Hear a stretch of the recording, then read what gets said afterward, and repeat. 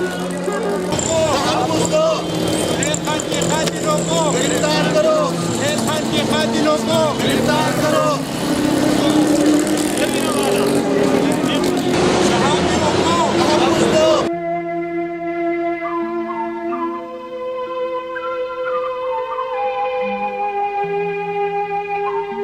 دا وختي د بریکوټ پریس کلب زیر اهتمام په هریپور کې چې کوم صحافي سهیل خان هغه قتل کړی شوی دی د هغې په حواله باندې بریکوټ پریس کلب چې دی یو احتجاجي مظاهره کړې چې په هغې کې زنګ سره د مختلف سیاسي پارټو مشران هم دي د هغوی موقف میلاو د پاکستان تحریک انصاف انفارمیشن سیکرټري اسد علي خان دا راته ووایي چې د صحافیانو داسې قتل عام د تاسو په کم نظر ګورئ؟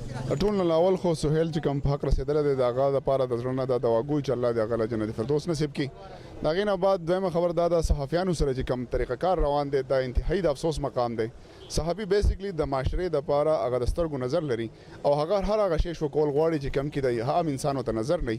نو په دې باندې موږ پر زور مزاحمت کوو. د تحصیلي بریکوټ د پاکستان تحریک انصاف موقف زموږ دا دی چې داسې زیاتې کېږي موږ د هغې همیشه خلاف یو او دا زیاتې دی دا دې ودرېږي.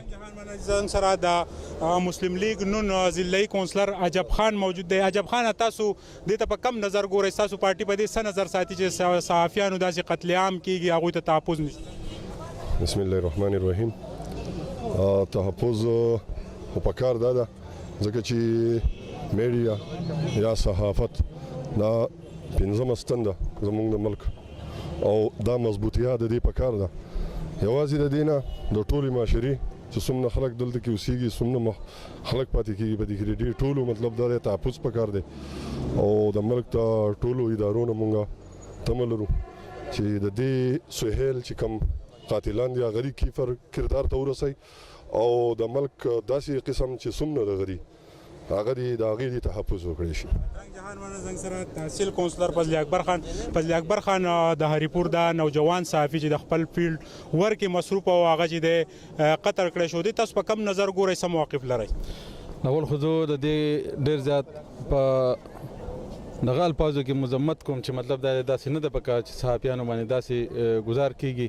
ولې چې صحافي چې دی دا د یوې پارټۍ نمایندګي نه کوي. دا غیر سیاسي خلک دي. دا د قام سترګې دي. کچېرې د قام مطلب دا دی د دې صحافیانو داسې حوصله شکني کوي نو زمونږ ډېرې مسایل چې دي هغه به په پرنټ او په الکترونیک میډیا ته ونه رسي. زمونږ مسلې به په وخت باندې حل نشي. نو لکه داسې نه ده پکار چې مطلب دا دی په صحافیانو باندې گزار کیږي. دا زمونږ رونه دي. د دې مونږ انتهایي پر زور الفاظ کې مذمت کوو چې مطلب داسې نه ده پکار او د دغې تحقیقات دي وکړی شي د دې جوډیشل انکوایري دي وشي چې لکه د دې قاتلان خامخا ملاو شي او هغې ته کړي نه کړي مطلب دا چې سزا ورکړی شي. او دا زمونږ د ملک د ترقۍ یو اهم ستن ده چې مطلب دا چې دا وغورځېږي نو مطلب دا زموږ ملک په شا باندې ځي. نو موږ د دې پر ځای تحصیل صدر تاسو چې څه موقف لرئ عوامي نېشنل پارټي څه وایي په دې واقعې باندې؟ اعوذ بالله من الشیطان الرجیم بسم الله الرحمن الرحیم. د مخکې خو زموږ ستاسو شکریه ادا کوو چې تاسو د خپل رول په اخر کې موږ راوغوښتو. ورونو دا صحافي مرکز دا غم نه دی مړ دا ټول قوم مړ شو ځکه چې کله صحافي نه نو لکه د ناظم چوچوي د قوم دا سترګې دي که نه نو دا نه موږ د دې مکمل مزاحمت کوو او ستاسو سره په ګپ به ولاړو. د تحصیل د صدر په حیثیت باندې زه د عوامي نېشنل پارټۍ دا تاسو دا یقین دهاني درکوم چې په هر ډګر چې نو موږ به څه کوو. دا د ډېر غلط کار شوی دی. موږ ورته غلط وایو او غلط دی که داسې کېږي که نه نو دا ملک به ونه چلېږي ځکه چې د یو ښه او د بد پته نه لګي نو هغه ملک نه چلېږي.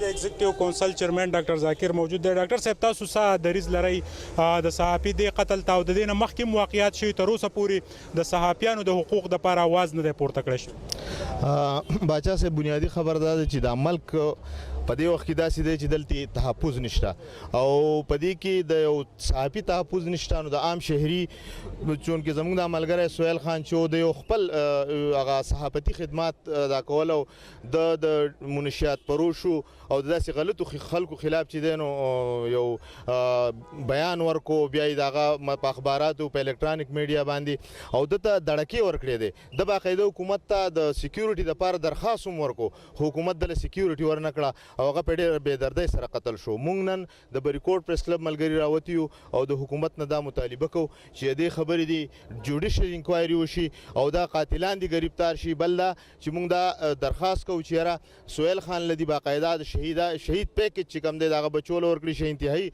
غریب سړی دی.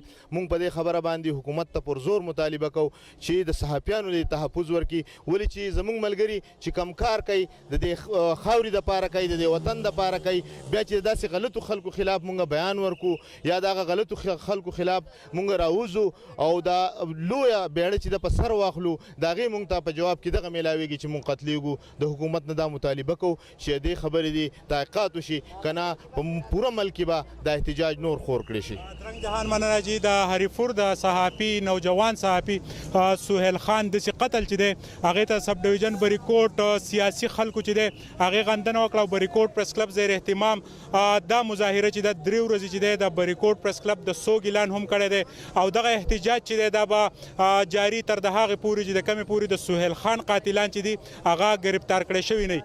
دلته مطالبه هم وشوه چې دغه صحافي چې دی د هغه بچو ته د هغه کور ته چې دی تحفظ ورکړی شي. ولې چې کله صحافیان د منشیات او د غلطو خلکو خلاف راوچتېږي نو داسې واقعیات راځي. د کیمرامین عزت حسین سره سهیل باچا بریکوټ. خان کے قاتلوں کو گرفتار کرو. خان کے قاتلوں کو گرفتار کرو.